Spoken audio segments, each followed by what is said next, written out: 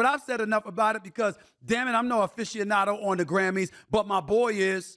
One of my best friends in the world, the host of Entertainment Tonight, my former colleague at ESPN, knows the sports, knows entertainment, living the good life. And when it comes to the world of entertainment, there's nobody better. The one and only Kevin Frazier for Entertainment Tonight. What's up, Big Time? How are you, man? How's everything? I'm good. Just listening to you. But Well, this Beyonce thing is it really bothers me that people are upset with Jay-Z yes. because the data backs up what he was saying. And Steve, let me take you back. 1999 was the last time a black woman won Album of the Year. And that was the Miseducation of Lauryn Hill. So you've gone almost 25 years without a black woman winning that award. But then here's what's even more interesting. Look at all of Beyonce's. Just one of them is major categories. She won Song of the Year in 2010. Outside of that, she hasn't won a major category. Think about that. So what they're saying is that, yes, you have the two Grammys, but up to not only one of them enough to put you in the mainstream big categories. That's an issue. That's a problem. That's a voting block problem. Well, do me a favor. Stay close to your computer because your voice was going in and out just for a second there. But let me ask you this, Kev. Okay. We've debated this, and there's been issues in the past with people speaking out against the Grammys. I think I recall Eminem speaking out against them one time. I know others have spoken up against them. Kanye West, even though that's not a name we enjoy bringing up in this day and age because he seems a bit out there right now at this particular moment in time. But that doesn't mean that everything that he says is false. I'm not going to discredit him like that. What is the issue with the Grammys? Well, it's the same issue that you've had with the Academy Awards and others, where the voting base has been very old school and doesn't look like the people that are representing that industry now. And with the Grammys, Harvey Mason Jr. is doing an incredible job in adding new membership. Okay. So that you I've can heard good things about level him. out that voting base. Yes, he is a good man who is doing hard work. And by the way, just mentioned Eminem. Do you realize that in one, he lost Album of the Year, Dan. Now, I like Steely Dan. I think they are one of the greatest bands of all time. But it was an album that is not even on their top 10. And that's a problem. When you mentioned Kanye West in 2008, Graduation was everywhere. Everywhere you went, you heard Graduation. He lost to Herbie Hancock and a compilation of cover songs. So that's when you get people that are very upset. And going back to Beyonce, in 2015, that Beyonce album, when it was dropped, and she was one of the first to do that, the surprise drop, we did a map of the world showing the social media impact and interaction of that album. It lit up all of America, all of Europe, most of Africa, Central and South America. It was a game-changing album. She went straight pop that year. She gave you a pop masterpiece. And then she turns around and loses to Beck. But he's different and authentic. Okay. So let's say she loses to Beck. The next year she comes back in 2017 with Lemonade And loses which to Adele. is And loses to Adele. but it's one of the most transformative, authentic albums ever made. She talked about her relationship, racial injustice. She changed the way that music and videos were shot and delivered. And she loses again. But then let's talk about Renaissance for a second. When she lost to Harry Styles. Yes, last year. I have never been to a concert, and there has never been an album where you are embracing people who have been marginalized, pushed to the outside, and now you embrace them. And she's pushing the genre ahead again with dance music. So she's taking you in to this new genre, and it is game changing. I've never been in an atmosphere in a concert where more women feel empowered and loved. And yet she loses to Harry Styles. And don't forget, Harry Styles went up on the stage and he said, people like me don't always win. He said that. And it's like, well, Harry, actually, people like you always win.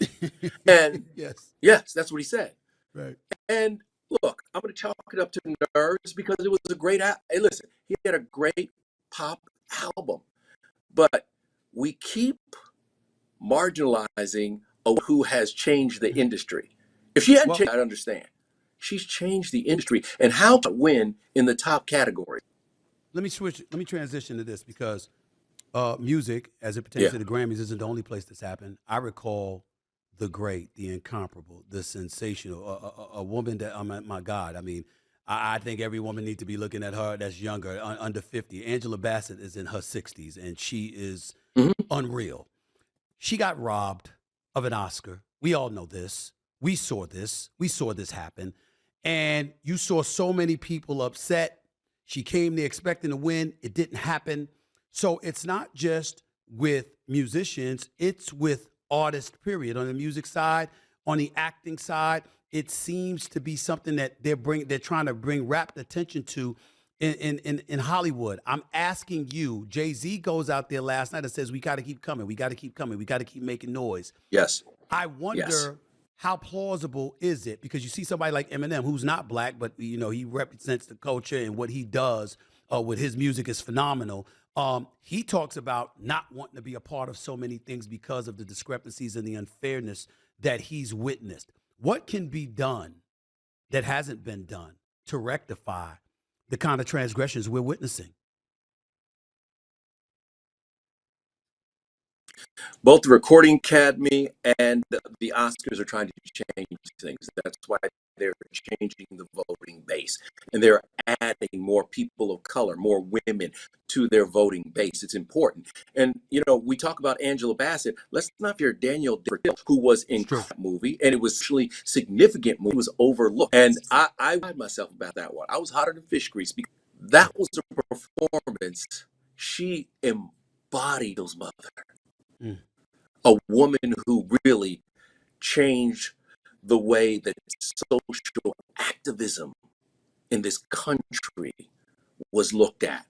And she kept pushing for change until the day she died. And so I just say that it's the base. That's what this comes back. Who votes and what that voting base looks like. Because as long as it looks in a traditional method, you're going to get results.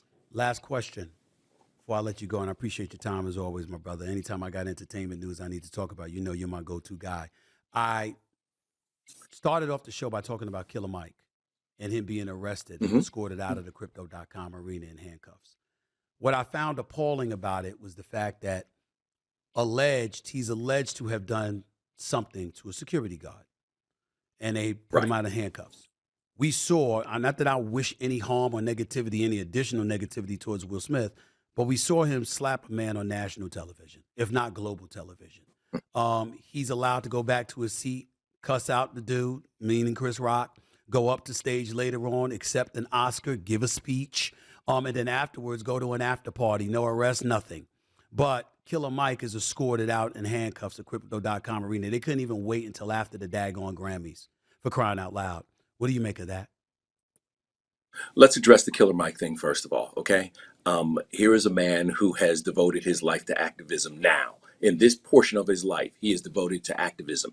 And I hope one day he runs for office. I think that he is a transformational person, and his music reflects that. So I was surprised, but I will tell you this. Being there in crypto, the security was very heavy. And there was a tenseness around what was going on. But the nominees and the winners should always have free reign. This is their night. This award show is about them, and he should have had free reign. Now, in the Will situation, you have to remember, they went to Chris and they said, do you want to press charges? Is true. And Chris said no. Right.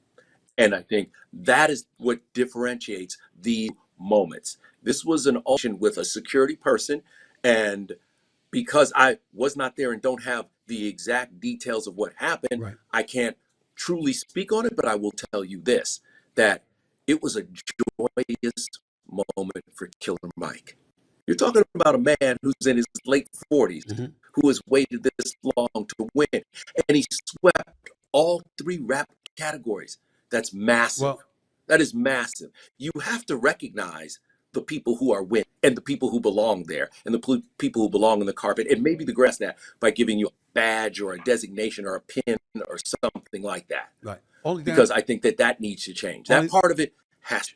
only thing I'm going to say about that is that I brought that up earlier about how Chris Rock elected not to press charges. Who knows? The security guard probably wanted to, but it still doesn't prevent you as a police officer from waiting until the Grammys is over to do that instead of doing it in the middle of the damn Grammys. That's just my thinking, Kevin. Go back. We'll come back to you a little bit later, at a later date, actually. I really, really appreciate it. It's one and only Kevin Frazier from Entertainment Tonight.